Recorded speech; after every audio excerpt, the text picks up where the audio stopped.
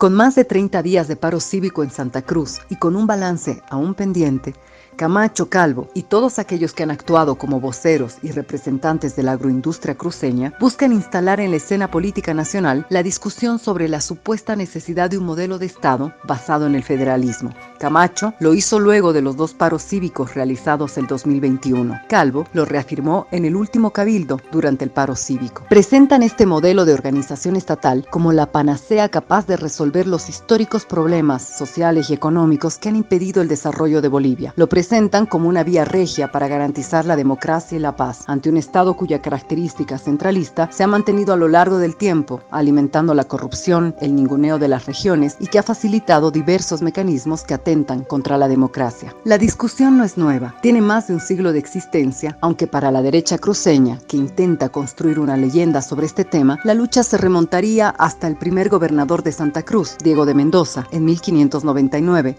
Recordemos que Diego de Mendoza fue elegido gobernador por un cabildo de los vecinos del caserío recientemente fundado. Esta elección, sin embargo, fue rechazada por el virrey Toledo, quien mandó a decapitar a Mendoza por esta pretensión. Diego de Mendoza y el cabildo cruceño actuaban de manera profundamente democrática y revolucionaria para su tiempo, porque desafiaban el poder de la corona. Qué paradoja hoy que su nombre es enarbolado por grupos profundamente conservadores. El federalismo, como propuesta de organización político-territorial, no siempre ha sido embanderado por la reacción oligárquica. De hecho, la experiencia de la Revolución Federal e Igualitaria de Santa Cruz entre 1876 y 1877, bajo el liderazgo de Andrés Ibáñez, fue guiada por la consigna "Todos somos iguales", y propusieron en su programa la igualdad en la propiedad, que en los hechos era un cuestionamiento a la desigualdad entre los grandes terratenientes y los trabajadores campesinos en la propiedad sobre la tierra. Sin embargo, donde más fuerza va a adquirir la demanda de un Estado federal será desde la ciudad de La Paz en 1899. La decadencia de la explotación de la plata, que se arrastraba durante décadas, dio paso al estaño, como demandaba el mercado mundial, y se fue constituyendo en el nuevo patrón de acumulación de las clases dominantes. Esto se tradujo en un creciente poder económico y político de los mineros del estaño, que estaban concentrados fundamentalmente en el occidente del país, particularmente en La Paz. En contraparte, la minería de la plata, centrada en Potosí y Sucre, que detentaba el poder político desde tiempos del coloniaje, veía cómo su poder, tanto económico como político, se encontraba crecientemente desafiado desde el interior del país. La guerra federal entre los 2 bloques de la burguesía minera, encabezados por Severo Fernández Alonso al frente de los ejércitos unitarios y José Manuel Pando al frente de los federales, tuvo que llegar rápidamente a un armisticio y a una solución de compromiso, como fue mantener a Sucre como capital y a La Paz como sede de gobierno, sin cuestionar la estructura centralista y unitaria del Estado. La causa fue el levantamiento de uno de los lugartenientes del general Pando, Pablo Zárate Vilca, quien, aprovechando su estratégica posición al mando de los ejércitos federales, constituidos en su amplia mayoría por los integrantes de los pueblos indígenas, avanzó en una radicalización del programa, abriéndose con esto un nuevo frente para los criollos enfrentados, el de aymaras insurrectos y la efímera República de Peñas, a la cabeza del temible Vilca. La guerra por modelos de Estado se había transformado en una guerra de razas, expresando con esto el desarrollo de la lucha de clases en medio del conflicto federal. El departamento de Santa Cruz, en 1899, cuando se produce la guerra federal, contaba apenas con 14,000 habitantes. El auge del caucho, que llevó al surgimiento del empresariado oriental, no pudo ser aprovechado de la manera que hubiera deseado la naciente burguesía cruceña debido a las escasas o inexistentes vías de comunicación, situación que alimentaba las protestas cruceñas no en un sentido autonomista, sino en un sentido integracionista. Por ejemplo, las violentas protestas de 1921 se dieron bajo el lema "Ferrocarril o muerte", en referencia a la vía férrea Cochabamba-Santa Cruz, que al día de hoy no existe. La burguesía oriental surge gracias al centralismo de la burguesía minera. Las clases dominantes nacionales, desde el temprano siglo XX, barajaron diversas ideas para avanzar en la conquista del Oriente. Un instrumento central del plan de industrialización nacional lo constituyó el Plan Bojan, que desde 1940 llevó adelante diversos proyectos carreteros y de inversión pública, con particular énfasis en el departamento de Santa Cruz. Luego, con los gobiernos del MNR, surgidos de la Gran Revolución de abril del 52, estas políticas se multiplicaron, sentando las bases para el posterior desarrollo cruceño. La reforma agraria movimentista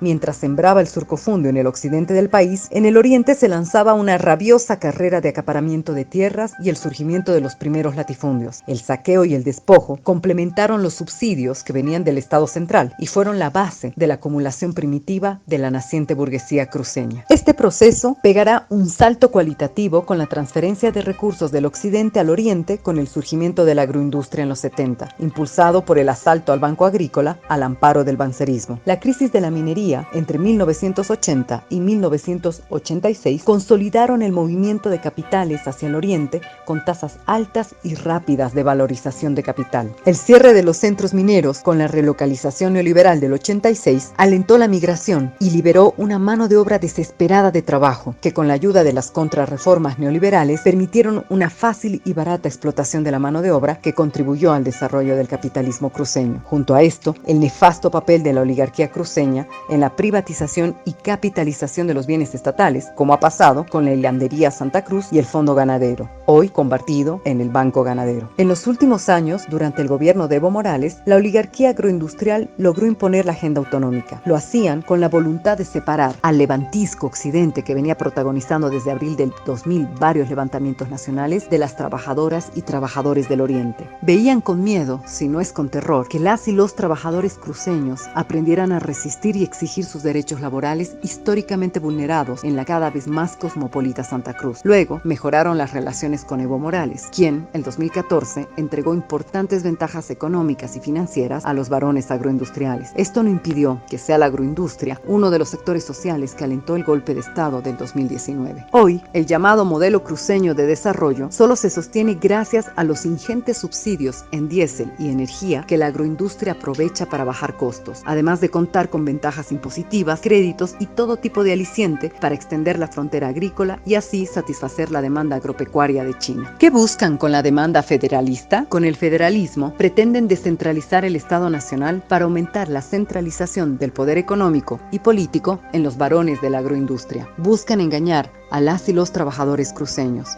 En realidad, buscan, mediante un modelo de Estado federal, tener en sus manos el control absoluto de los recursos naturales y sobre todo de la tierra. La demanda de descentralización esconde en realidad la pretensión de aumentar la centralización de la riqueza y el poder cruceño en las mismas manos que lo tienen hoy los hacendados y agroindustriales, parásitos que basan su riqueza en la sobreexplotación de sus trabajadores, sean estos collas o cambas. La clase obrera busca planificar la economía y la sociedad en función de satisfacer las necesidades sociales postergadas. Esa planificación solo puede comenzar a partir de terminar con el lucro y la ganancia empresarial, minera y agroindustrial. Ya que les gusta hablar de descentralización, entonces bien, empecemos por descentralizar la propiedad de la tierra, hoy en pocas manos agroindustriales, para colectivizarlas y ponerlas en manos de los mismos trabajadores y trabajadoras para que su administración sea de manera colectiva. Esta necesaria socialización de toda la agroindustria, al igual que la minería en el occidente, no solo que terminaría de derrotar a las logias y camarillas golpistas al quitarle su fuente de financiamiento, sino que puede ser el inicio en la resolución de los grandes problemas que atraviesan a las mayorías, como la precariedad en la salud, en la educación, o abriendo carreteras e industrializando colectivamente nuestros recursos, respetando los derechos y el territorio de los pueblos indígenas y comunidades, quienes serán los sujetos centrales de toda esta transformación social. Sin embargo, para esto, es urgente no dejarse entrampar en la discusión patronal sobre centralismo versus federalismo. La discusión que se esconde detrás de estas mágicas fórmulas es en realidad quién debe tener el control de estos recursos, de la tierra y de las industrias, los que ya lo tienen o los trabajadores, trabajadoras, campesinos, pueblos y comunidades indígenas originarias y sectores populares.